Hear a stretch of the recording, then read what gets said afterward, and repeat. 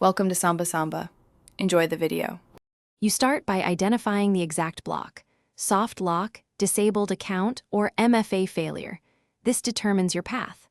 Once you know the type, gather the required credentials, recovery codes, and the affected device so you can act without interruptions. Next, inspect audit logs and service status to confirm there's no broader outage or automated policy causing the block. Make sure to keep one console open for admin actions and another for logs so you can correlate changes as you proceed.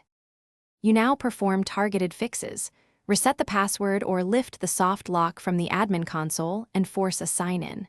If authentication still fails, temporarily disable conditional access or multi-factor prompts to isolate the problem, then re-enable them after testing.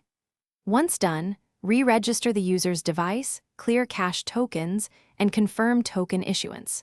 Throughout, validate changes by attempting an interactive sign-in and monitoring real-time logs so you can see whether authentication flows return to normal. Finish by restoring MFA and conditional access and require a secure password reset so the account is hardened.